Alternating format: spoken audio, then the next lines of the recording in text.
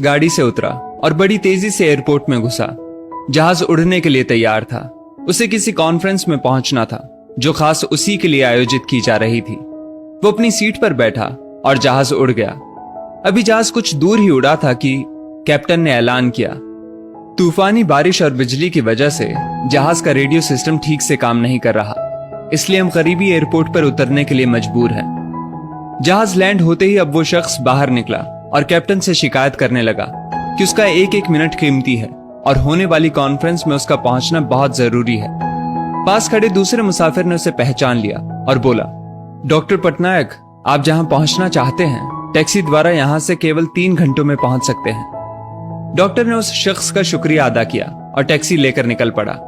लेकिन ये क्या, आंधी तूफान और मूसलाधार बारिश ने गाड़ी का चलना मुश्किल कर दिया। फिर भी ड्राइवर गाड़ी चलाता रहा। अचानक ड्राइवर को एहसास हुआ कि वो रास्ता भटक चुका है। नाउमीदी के उतार चढ़ाव के बीच उस शख्स को एक छोटा सा घर दिखा। इस तूफान में वही गनीमत समझकर गाड़ी से नीचे उतरा और दरवाजा खटखटाया।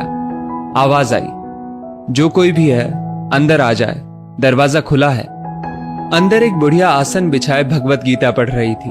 उसने कहा, माँ जी, अगर इजाजत हो तो आपका फोन इस्तेमाल कर लूं। बुढ़िया मुस्कुराई और बोली, बेटा, कौन सा फोन? यहाँ ना बिजली है ना ही फोन। लेकिन तुम बैठो, सामने चरणामृत रखा है, पी लो, थकान दूर हो जाएगी। और खाने के लिए भी कुछ ना कुछ फल मिल जाएगा, खा लो ताकि आगे सफर के लिए कुछ शक्ति आ जाए। डॉक्टर ने शुक्रिया अदा किया और चरणामृत पीने लगा। बुढ़िया अपने पाठ में खोई थी कि डॉक्टर की नजर उनके बगल में पड़ी। एक बच्चा कंबल में लिपटा पड़ा था जिसे बुढ़िया थोड़ी थोड़ी देर में हिला देती थी। बुढ़िया ने पाठ समाप्त किया तो डॉक्टर ने कहा, माँ जी, आपके स्वभाव और एहसान ने मुझ पर जादू कर दिया है। आप मेरे लिए भी दुआ कर दीजिए, ये मौसम साफ हो जाए।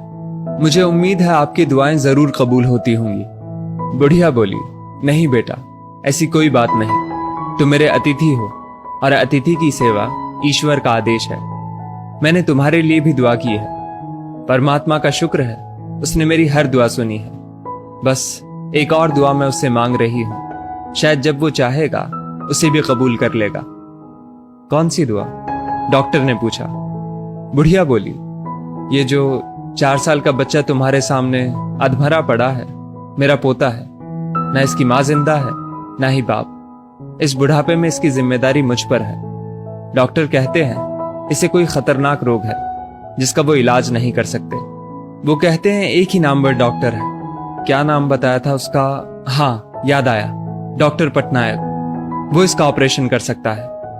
लेकिन मैं बुढ़िया कहाँ उस डॉक्टर तक पहुंच सकती हूँ? बच्चे को लेकर जाऊं भी तो पता नहीं वो देखने के लिए राजी भी हो या नहीं। बस अब बंसी वाले से यही मांग रही थी कि वो मेरी मुश्किल आसान कर दे। डॉक्टर की आंखों से आंसुओं का सैलाब बह निकला।